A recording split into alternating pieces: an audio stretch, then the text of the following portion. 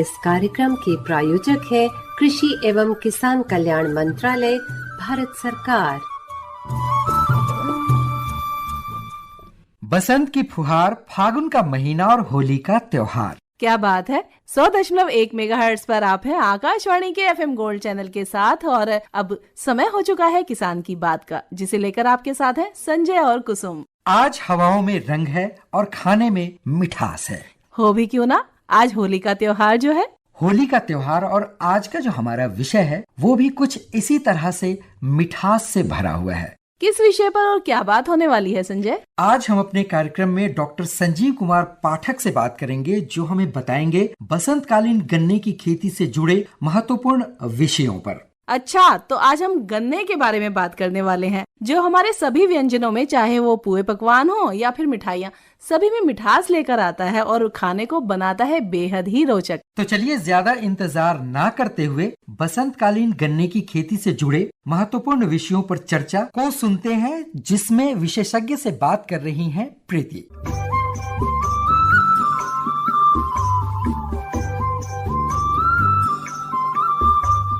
किसान की बात कार्यक्रम में आप सभी का स्वागत है। मैं आपके साथ प्रीति, हमेशा की तरह, और हमारे साथ स्टूडियो में है डॉक्टर संजीव कुमार पाठक। स्वागत है आपका।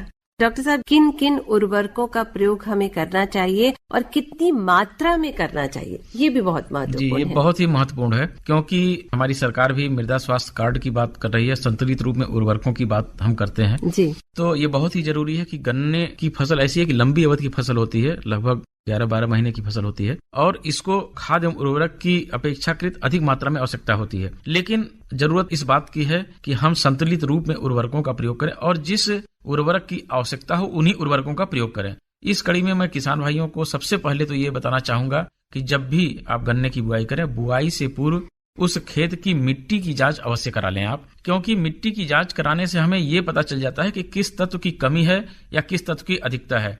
सामान्य तौर पर हम बाजार से नाइट्रोजन, फास्फोरस और पोटास को यूरिया के रूप में या सिंगल सुपर फास्फेट के रूप में या डीएपी के रूप में ले जाते हैं और अपने खेत में प्रयोग करते हैं। हमें ये नहीं पता होता कि हमारे खेत में किस तत्व की कमी है। अगर हम मिट्टी की जांच करा लेते हैं तो हमें पता चल जाता है कि नाइट्रोजन की अधिकता है या फास्फोरस की कमी है। यदि नाइट्रोजन की अधिकता है तो हम क्यों नाइट्रोजन उसमें डालें। मैं किसान भाइयों से ये पहले चाहूंगा, ये अनुरोध भी करूंगा कि आप मिट्टी की जांच अवश्य करा लें, उसके बाद ही खाद एवं उर्वरकों का प्रयोग करें। वैसे हमारे उत्तरी भारत में, विशेष रूप से इधर की बात करें तो जो सामान्य संस्तुति है गन्ने की खेती के लिए, जो हमारी सामान्य संस्तुति है वो है 180 kilogram nitrogen, 80 kilogram phosphorus, 60 kilogram potash और 25 किलोग्राम जिंक सल्फेट। इसके अलावा आज हम बात करते हैं कि हमारे खेत में जो कार्बनिक पदार्थ हैं उनकी बहुत ही कमी होती जा रही है। मिट्टी की जांच कराने से ये भी किसान भाई को पता चल जाएगा कि उनका कार्बनिक पदार्थों का स्तर क्या है मृदा में। यदि 0.5 से कम है कार्बनिक पदार्थों का स्तर तो 50 कुंटल प्रेसमड या 100 कुंटल गोबर की सड़ी हुई खाद जरूर अपने खेत में किसान भाई प्रयोग करें। अंतिम जुताई के समय खेत में डाल करके उसकी जुताई करवा दें। कार्बनिक पदार्थों के प्रयोग से किसान भाइयों को मैं बताना चाहूंगा कि जो मिट्टी की जो जल धारण क्षमता होती है, मिट्टी की जो पानी रोकने की क्षमता होती है, उसमें वृद्धि होती है। और सबसे बड़ा फायदा ये होता है कि जब हम कार्बनिक पदार्थों का प्रयोग करते हैं, जो भी हम रासायनिक उर्वरक देते हैं, नाइट्रोजन, फास्फोरस, पोटास, तो मुख्य रूप से जो ये कार्बनिक पदार्थ होते हैं ये सूक्ष्म जीवाणुओं को और बढ़ावा देते हैं मृदा में, और ये सूक्ष्म जीव इन पौधों को इस रूप में उपलब्ध कराते हैं कि उनको उपलब्ध हो जाए। तो ये बहुत ही महत्वपूर्ण भूमिका होती है। ये किसान भाइयों को जानने की आवश्यकता है कि जब हम कार्बनिक पदार्थ का प्रयोग करते हैं तो मृदा में जो सूक्ष्म जीवाणु हैं, सूक्ष्म जीव हैं, उनमें वृद्धि होती है। और ये सूक्ष्म जीव जब हम रासायनिक उर्वरकों को देते हैं तो ये उर्वरक पोषक तत्वों को पौधों के लिए उपलब्ध अवस्था में बदलते हैं। बहुत ही अहम भूमिका होती है। तो जरूर कार्बनिक पदार्थ का प्रयोग करें, 50 कुंटल प्रेसमड या 100 कुंटल गोबर की सड़ी हुई खाद। इसके अलावा जो नाइट्रोजन, फास्फोरस, पोटास की मैंने बात बताई, इसको किसान भाई प्रयोग करें। एक बात मैं यहाँ पे बताना चाहूंगा कि फास्फोरस की पूर्ति यदि किसान भाई सिंगल सुपर फास्फेट से करते हैं तो इसके दो फायदे होते हैं। पहला तो यह है कि सिंगल सुपर फास्फेट में जो फास्फोरस होती है वो आसानी से पौधों को उपलब्ध हो जाती है। दूसरा यह है कि इसमें 11% सल्फर और 21% कैल्शियम भी पाया जाता है सिंगल सुपर फास्फेट में। तो यदि हम सिंगल सुपर फास्फेट देते हैं तो फास्फोरस के अलावा गन्ने को आप 500 कुंटल अगर सिंगल सुपर फास्फेट देते हैं, जो कि रिकमेंडेड संस्तुति मात्रा है, तो लगभग 55 किलोग्राम सल्फर और 105 किलोग्राम कैल्शियम अपने आप मिट्टी को, पौधे को मिल जाता है। तो फास्फोरस की पूर्ति के लिए प्राथमिकता ये रखनी चाहिए कि सिंगल सुपर फास्फेट से इसकी आपूर्ति करें। इसके अलावा जो खाद डालने की विधि है उस पर किसान भाइयों को ध्यान देने की जरूरत है कि जब खाद का प्रयोग करें हम तो नाइट्रोजन की बुआई के समय केवल 1/3 मात्रा ही प्रयोग करें। शेष नाइट्रोजन की जो 2/3 मात्रा है उसको जून तक 2 बार में ऊपर से टॉप ड्रेसिंग के रूप में डाल दें। और बुआई के समय भी जो हम खाद डालते हैं, कई बार किसान भाई गन्ने के ऊपर खाद डाल देते हैं, नीचे गन्ने के टुकड़े डालते हैं, ऊपर खाद डालते हैं, जो कि बहुत ही गलत विधि है। जो भी यूरिया के दाने, नाइट्रोजन के दाने गन्ने की आंख के पास पड़ते हैं वो उसके आंखों को प्रभावित करते हैं, जमाव को प्रभावित करते हैं। सबसे नीचे खाद का प्रयोग करें, उसके बाद गन्ने के टुकड़े और उसके ऊपर कीटनाशक डाल के तब मिट्टी की ढकाई कर दें। तो ये जो प्रक्रिया है इसको ध्यान में रखना है, और ये जो तरीका है इसे बिल्कुल ध्यान से आपने सुना होगा, वैसे आप कर भी रहे होंगे, लेकिन फिर भी जो बताया गया है उन बातों को जरूर ध्यान में रखें। और डॉक्टर साहब ने जैसे कहा है कि कितना कैसे, ये तो सारी चीजें उन्होंने बताई हैं, लेकिन एक जो महत्वपूर्ण बात बताई है वो है कि मृदा की जांच होनी बहुत जरूरी है। और हम जानते हैं कि आप सभी के पास मृदा स्वास्थ्य कार्ड है और आप उसका प्रयोग भी कर रहे हैं, तो अपनी मृदा की जांच अवश्य करवाएं। और डॉक्टर संजीव, जो अगली बात आती है वो आती है अंतः फसल के रूप में कौन सी फसल लेना हमारे किसान भाइयों के लिए लाभकर हो सकता है? बिल्कुल, आपका ये बहुत ही महत्वपूर्ण प्रश्न है। और जैसा कि हम बात भी कर रहे हैं, हमारी सरकार भी चाह रही है कि आय दोगुनी की हम बात करते हैं, तो उस दिशा में ये गन्ने के साथ अंतः फसल एक महत्वपूर्ण भूमिका निभाती है। क्योंकि गन्ने की बुआई हम लाइनों में करते हैं और गन्ने की 2 लाइनों के बीच की जो दूरी होती है लगभग 4 फीट 4.5 फीट होती है, और गन्ने को उस स्थान की आवश्यकता लगभग 120 दिन बाद पड़ती है। तो ऐसे में हम जो हमारी अंतः फसल है दलहनी, खासकर से तो गन्ने के साथ हम मूंग और उर्द जैसी दलहनी फसलों की अंतः फसली खेती करके हम आय में वृद्धि कर सकते हैं। जो 2 लाइनें होती हैं उसमें हम मूंग की अगर बात करें तो मूंग की पंत मूंग 1 वैरायटी है, पंत मूंग 2 वैरायटी है, पीडीएम 11 वैरायटी है। ये मूंग की मोजैक रोगरोधी, जनरली मूंग में मोजैक बीमारी का प्रकोप होता है, तो ये प्रजातियां, ये किस्में जो है वो मोजैक प्रतिरोधी हैं। इनकी बुआई 2 लाइनों के बीच में लाइनों में कर सकते हैं, और एक लाइन से दूसरे लाइन की जो बीच की दूरी होती है लगभग 30 सेंटीमीटर हमें रखनी चाहिए।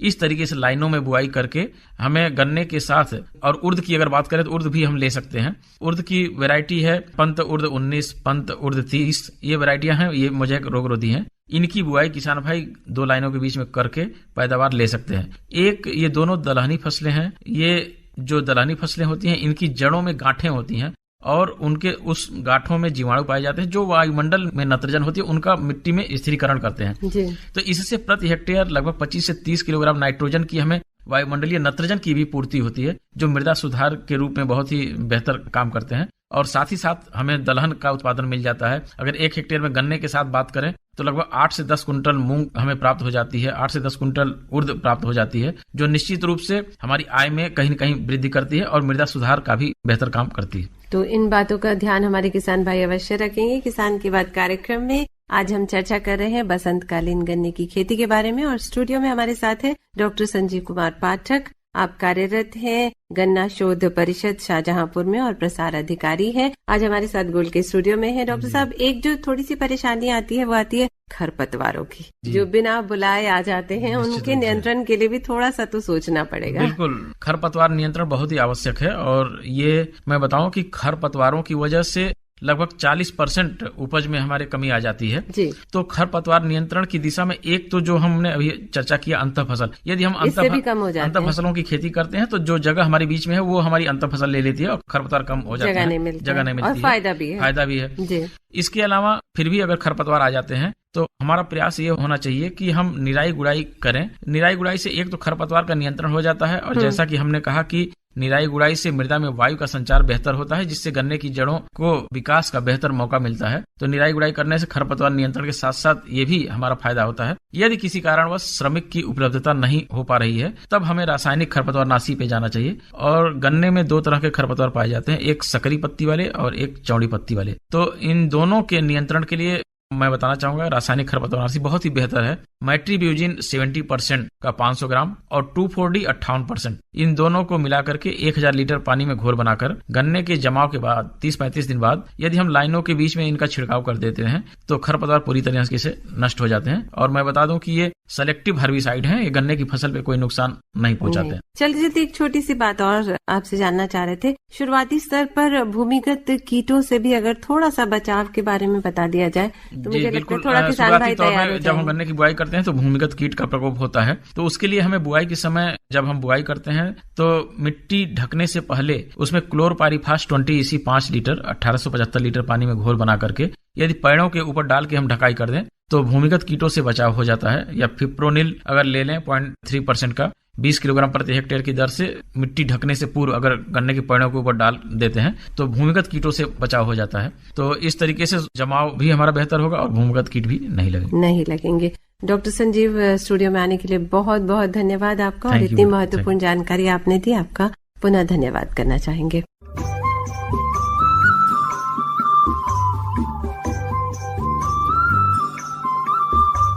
अभी हमने सुनी ये चर्चा बसंतकालीन गन्ने की खेती से जुड़े महत्वपूर्ण विषय पर, जिसमें बात कर रही थी प्रीति। वैसे तो होली पूरे देश में धूमधाम से मनाई जाती है, लेकिन ब्रज की होली का अपना कुछ अलग ही रंग है। संजय, तुम्हें पता है ब्रज की होली जितनी खास और प्रसिद्ध है उतनी ही वहाँ के होली खेलने के तरीके भी खास और प्रसिद्ध हैं। हाँ कुसुम, मुझे पता है। और ब्रज के लोकगीत होली के रंग की तरह और पूरे पकवान की मिठास से भरे हुए हैं। क्या खूब कहा। तो चलिए ब्रिज का लोकगीत भी सुनवा दे अपने श्रोताओं को।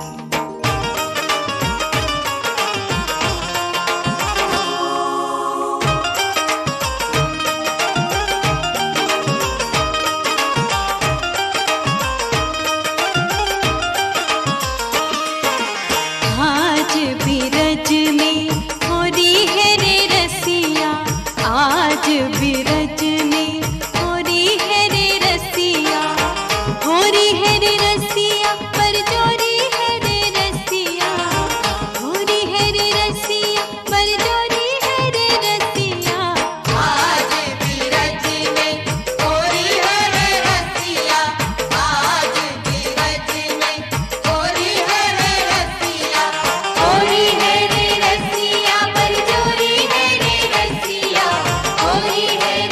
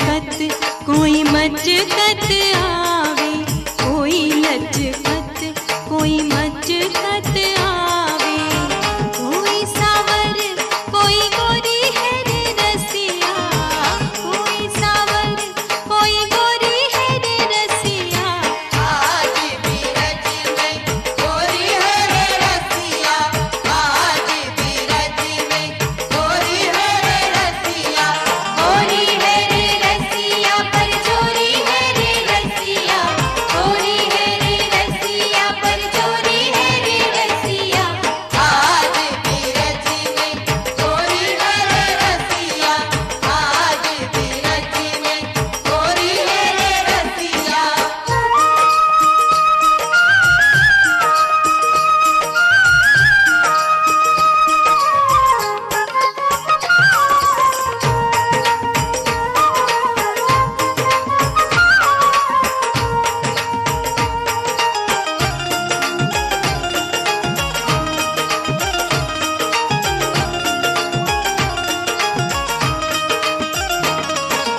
केसर रंग कनक पिचकारी, केसर रंग कनक पिचकारी, रंग अबीर की छोरी है रे रसिया, रंग अबीर की छोरी है रे रसिया, आज बीरज में गोरी है रे रसिया, आज बीरज में गोरी है रे रसिया, गोरी है रे रसिया पर चोरी है रे रसिया, गोरी है रे रसिया पर चोरी है रे रसिया, आज बीरज में गोरी है रे रसिया, आज बीरज में गोरी है रे रसिया। वाकई संजय, ब्रज का ये रस भरा लोकगीत सुनकर, जिसमें पुए पकवान की मिठास थी, गुनगुनाने से मुंह में भी और मिठास हमारी बढ़ गई। और मैं सच कहूँ आपको तो होली के रंगों के साथ ये लोकगीत की जो खुशबू आई ना, उससे होली का मजा और भी दोगुना हो गया। बढ़ते हैं अपने कार्यक्रम के अगले पड़ाव में और करते हैं अपने किसान मित्र से बातचीत।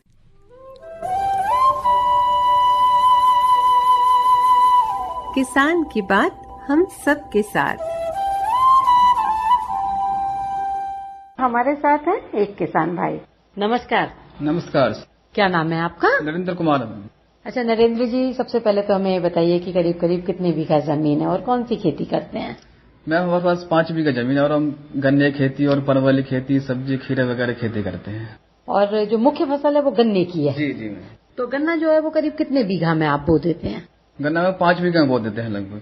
अच्छा, आप जैसे ये गन्ना कटेगा तो गन्ने का रख रखाव, गन्ने को फैक्ट्रियों में भेजना, तो उसके लिए क्या व्यवस्था कर रखी है? उसके लिए पहले तो हम गन्ने को तैयार करते हैं, बीज तैयार करते हैं गन्ने का, और उसके लिए फिर हम खुदाई करते हैं गन्ने की। खुदाई के बाद फिर खाद लगाते हैं, खाद के बाद फिर पानी वगैरह जो जरूरत पड़ती है गन्ने को वो लगाते हैं। खेत तैयार करते हैं, डोल वगैरह, मेड वगैरह तैयार करते हैं। और उसके बाद क्या होता है, जब हम लगभग तैयार हो जाती है, लगभग ये नवंबर दिसंबर के आसपास तैयार हो जाती है। 1 साल की हमारी ये फसल है गन्ने की। और उसमें क्या होता है, फिर हम बंधाई करते हैं गन्ने की, सही गन्ना सीधा चले और गन्ने की पैदावार ज्यादा हो और मोटाई अच्छी हो और वजनदार गन्ना हो। उसके लिए फिर हम क्या करते हैं कि गन्ने की कटाई करते हैं लगभग नवंबर दिसंबर के पास। उसमें हमारी कहते हैं फैक्ट्री से पर्ची आती है, और पर्ची के बाद फिर हम ये लगभग 20 कुंटल की एक पर्ची होती है। उसमें 20 कुंटल या 40 कुंटल, 20 कुंटल छोटी पर्ची होती है और 40 कुंटल लगभग ये बड़ी पर्ची ट्रैक्टर की पर्ची होती है। उसके बाद क्या होता है, गन्ने की कटाई करते हैं और गन्ने की कटाई करके जो मजदूर वगैरह लगाते हैं, उसका जो ऊपर का वो होता है गोला बोलते हैं, उसका हरा हरा जो होता है वो काट करके फिर हम वो पुली तैयार करते हैं, बांध करके पुली तैयार करते हैं। और पुली तैयार करने के बाद फिर हम उसे ट्रैक्टर में लोड करते हैं। उसके बाद फिर हम फैक्ट्री भेजते हैं उसे, और फैक्ट्री भेजने के बाद फिर लगभग 1 महीने बाद या 2 महीने बाद उसका पेमेंट आता है। लेकिन जैसे कई बार बहुत तेज आंधी चल देती है, तो उसमें फिर आप क्या करते हैं? अगर इतनी तेज आंधी से तो गन्ना को नुकसान हो जाता होगा, तब फिर कैसे उस गन्ने को बचाते हैं आप? उसके लिए हम क्या करते हैं कि गन्ने की बंधाई करवाते हैं। एक बार हमने बंधाई करवाई गन्ने की, दोबारा फिर क्या होगा कि मजदूर कुछ ज्यादा ले लेते हैं, तो दोबारा फिर मजदूर अगर ज्यादा होंगे तो ज्यादा काम होगा, तो गन्ना फिर दोबारा खड़ा करेंगे। दोबारा जैसे मतलब गन्ना हमारा लेट गया जमीन पर, तो लेट हुआ फिर हम गन्ना खड़ा करें, मजदूर कुछ ज्यादा लेंगे और फिर दोबारा उसकी बंधाई स्टूल वगैरह से या किसी चीज से, सीढ़ी वगैरह हो, उससे गन्ना सीधा खड़ेंगे और बंधाई करवा देंगे उसकी। गन्ना में कोई कीड़े वगैरह लगने का डर तो रहता नहीं है? नहीं, इतना खास नहीं रहता। वो ऐसा ना, पहले जब हम खाद वगैरह डालते हैं उसमें पोटास वगैरह या यूरिया वगैरह फर्टिलाइजर जो भी कुछ होता है उसके लिए वो हम पहले डाल देते हैं। जैसा मतलब बीज हमने तैयार किया और गन्ना हमने बो दिया तो उस समय बीज के साथ ही खाद वगैरह डाल देते हैं, तो कीड़ा वगैरह लगने का डर नहीं होता। तो वहीं से खराब होने का डर तो खत्म हो जाता है। अच्छा, अब हम करते हैं परवल की बात। तो थोड़ा सा परवल के बारे में बताइए कि कितने दिन की खेती है, इसमें मुनाफा कैसा रहता है? तो उसके लिए क्या होता है, जब हम परवल की खेती शुरू करते हैं, खेत की जुताई वगैरह करेंगे, उसमें खाद वगैरह डालेंगे, मतलब सब्जी के लायक उस खेत को तैयार करेंगे, मिट्टी उसकी। उसके बाद क्या होता है, जैसे परवल मतलब जैसे भिंडी होती है, भिंडी का बीज होता है, लेकिन परवल का बीज नहीं होता।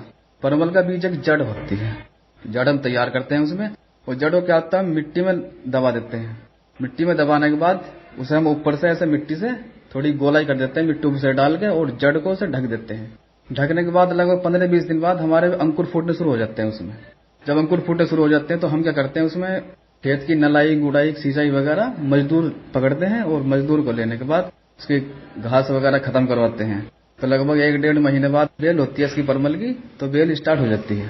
खरपतवार वगैरह भी लग जाती है परवल के आसपास में, जिससे परवल को या किसी भी फसल को नुकसान होता है? जी जी, वो ऐसा ना, वो हम बाद में करते हैं। जब बेल वगैरह हमारी चल जाती है तो उसके बाद फिर हम जो टंकी होती है, टंकी 15-20 लीटर की होती है, उसमें दवाई डाल के फुहारा जो करते हैं वो बेल पर करते हैं। और बेल पर करने के बाद लगभग वो मतलब बेल हमारी सही चल जाती है, जिससे परवल हमारा छोटा ना हो और अच्छा परवल हो, सुंदर परवल हो। उसके बाद फिर हम तैयारी करते हैं परवल की, और ये लगभग 2 महीने बाद हमारा सब्जी स्टार्ट हो जाती है, परवल स्टार्ट हो जाता है हमारा। उसके बाद दोबारा भी परवल लगा लेते हैं या केवल इसकी फसल एक बार ही लगाते हैं? नहीं, हम दोबारा उसी से तैयार कर देते हैं। जो हमारी बेल होती है, हम बेल को काट दी हमने, और जो हमें दिखाई दिया कि हाँ ये अच्छा परवल है, इस बेल पर अच्छा परवल होगा, तो वो बेल हमने तैयार कर दी। बाकी अगर जो दिखाई दिया हमें कि ये परवल हमारी बेल अच्छी नहीं है, हम दूसरी जड़ लेकर आ जाते हैं और वहां लगा देते हैं। मिट्टी की जांच भी करवाते रहते हैं कई बार? हाँ जी, मिट्टी की जांच करवाते हैं। कृषि क्षेत्र पर हमारे वे कॉलेज है वहाँ पर हमारे पास में, तो वहाँ पर मिट्टी मतलब कि 4 कोने और बीच में से खेत के मतलब कि 4-5 जगह से मिट्टी उठाई और चेक करवाई। उसके बाद फिर जो भी कुछ पोटास वगैरह जरूरत हुई वो डाल देते हैं उसमें। मतलब जो भी उसकी हेल्थ के लिए, मिट्टी के स्वास्थ्य के लिए जो भी जरूरत है वो डाल देते हैं, मिट्टी के स्वास्थ्य के लिए, और जिससे कि मतलब हमारा जो फसल अच्छी हो उसके स्वास्थ्य के लिए वो डाल देते हैं।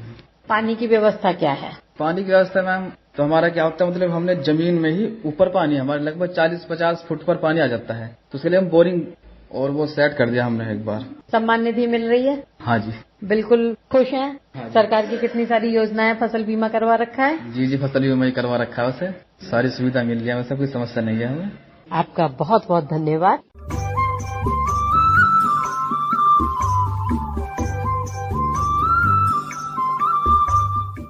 अरे अरे अरे क्या कर रहा है? इधर इधर इधर, हम बोल रहे हैं तेरे बीजू का। उतला बोल रहा है? हाँ, पक्षियों से तो हम खेत को बचा लेते हैं, पर इन घातक रसायनों से कैसे बचाएं? मतलब?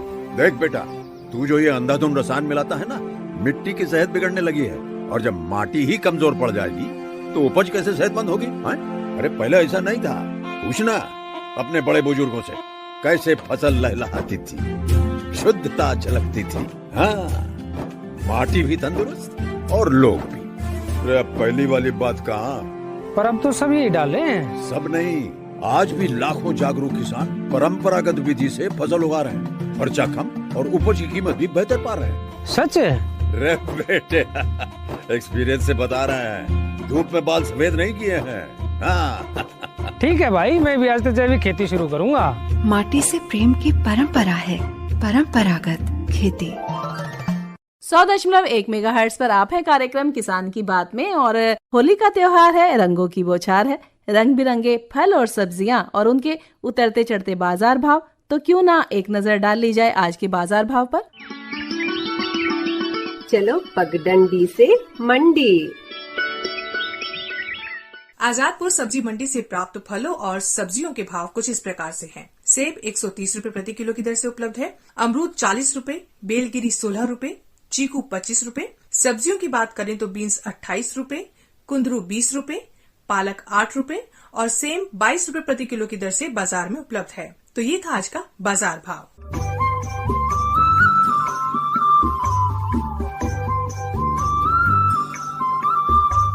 कुसुम, आज होली का त्योहार है, मौसम वैसे ही रंगीला है, खूबसूरत है, रंगों से भरा हुआ है, फिर भी मौसम की जानकारी ले लेना बेहतर होगा। मौसम की दस्तक किसान के घर तक। आइए साथियों जानते हैं कैसा रहेगा देश भर में मौसम का हाल। हीट वेव की स्थिति सौराष्ट्र और कच्छ, कोंकण और गोवा पर बनी रहने की उम्मीद है। सिक्किम, उप हिमालयी पश्चिमी बंगाल और केरल में हल्की बारिश के साथ बारिश और आंधी आ सकती है। उत्तर पश्चिमी दिशा से मध्यम हवाएं उत्तर पश्चिम और मध्य भारत पर जारी रहने का अनुमान है। शेष भारत के लिए मौसम फिलहाल शुष्क बना रहेगा। तो ये था आज का मौसम का हाल।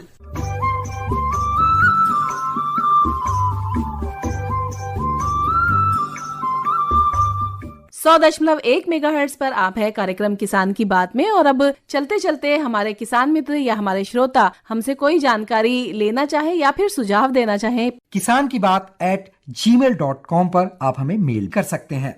रंगों की फुहार लेकिन समय का इशारा। एक बार फिर होली की शुभकामनाओं के साथ कुसुम और संजय को दीजिए इजाजत। नमस्कार। प्रधानमंत्री किसान मान धन योजना, मिलेगा पेंशन का सहारा, कृषक ना होगा बेसहारा, जुड़ेगा खुशियों से नाता, कटेगा सुख से बुढ़ापा, सुरक्षित होगा अन्नदाता, सुरक्षित होगा अन्नदाता।